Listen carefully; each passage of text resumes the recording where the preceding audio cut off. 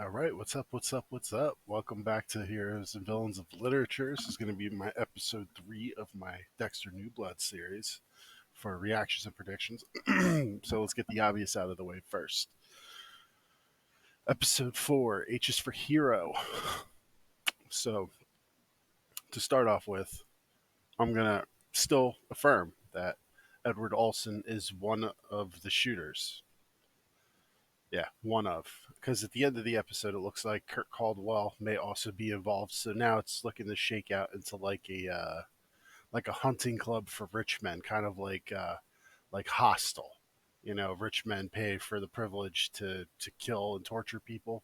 This is probably something like that. I imagine it's going to be end up being something that's been going on for one or two generations, and that's why there's so many rich men in this little town because they get together and they hunt girls, and that's why there's just so many missing girls over a large period of time, and that's why Kurt is willing to let his son get away with all the things he's gotten away with, and why he always has his hands in the police. Like, this is their base of operations for their nefarious activities as rich men.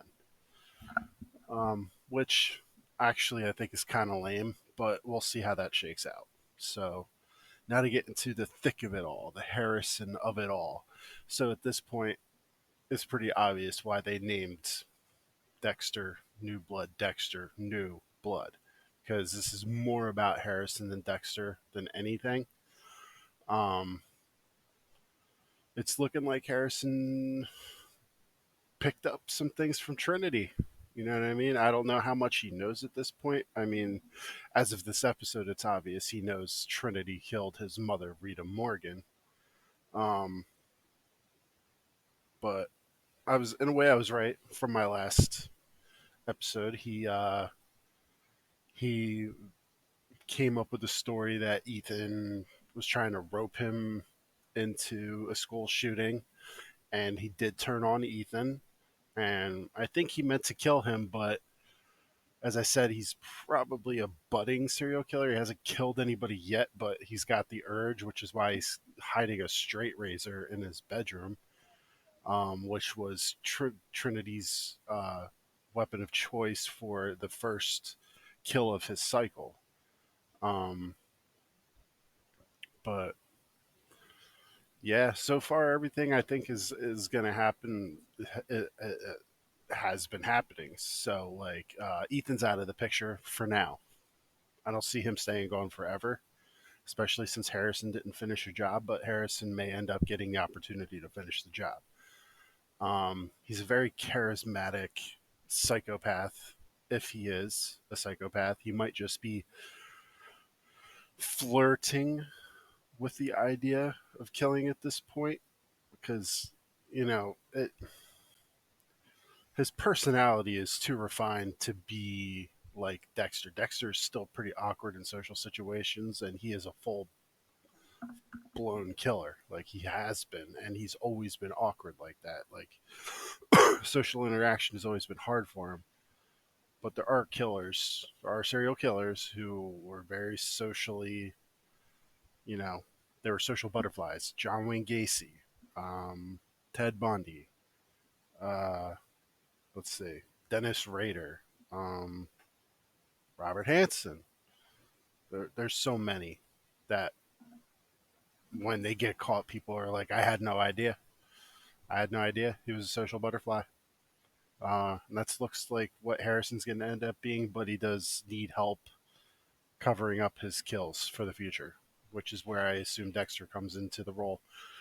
Um, the show is winding down on the focus on Dexter's kill of Matt Caldwell. Kurt Caldwell, I don't know what is on his mind. Maybe he knows Dexter killed Matt, and that's why he's lying to everyone and telling everyone that Matt's alive and all that. Like Dexter's dead manifestation is absolutely right. He wants the investigation to wind down, cool off, so no one is looking at it anymore. That way, he can do what he does. You know what I mean? He'll figure out who the killer is of Matt, and then that person will become a member with a 1 day only ticket to the rich guy hunting club.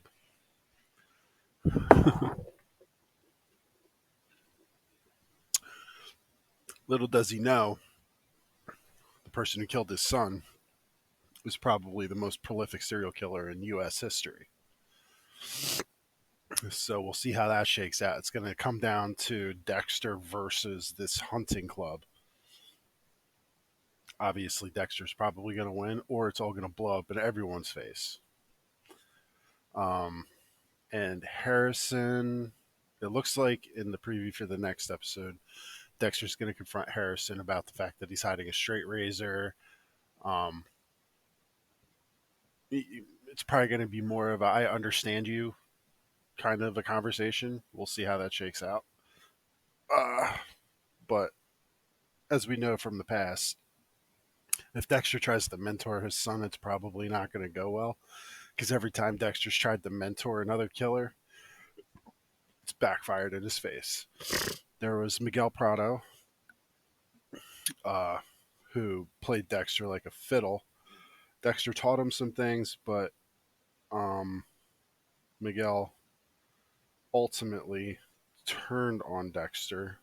Let's see. There was Dexter's students. There was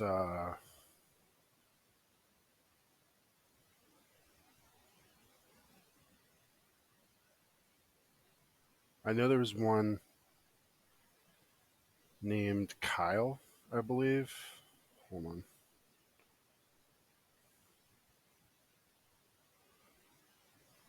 I'm just gonna go through the character list. So Miguel Prado, um, Jeremy Downs, who was a 19-year-old kid living in a halfway house. Um, at the age of 15, he was convicted of killing another boy. Dexter targets him for a kill, but lets him go after finding out that his victim raped him. He goes after Jeremy again, thinking he's going to kill. Ultimately, lets him go with some advice on how to not kill. Ends up shh. That kid ends up eventually killing himself, and then there's that other rich kid. What's his name? Victims of the brain surgeon. Uh,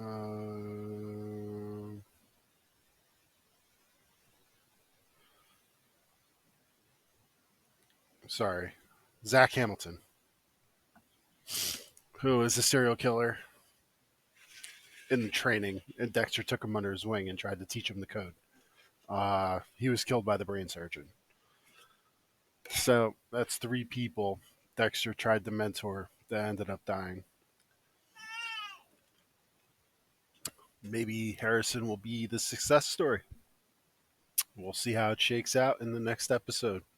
Thanks for watching.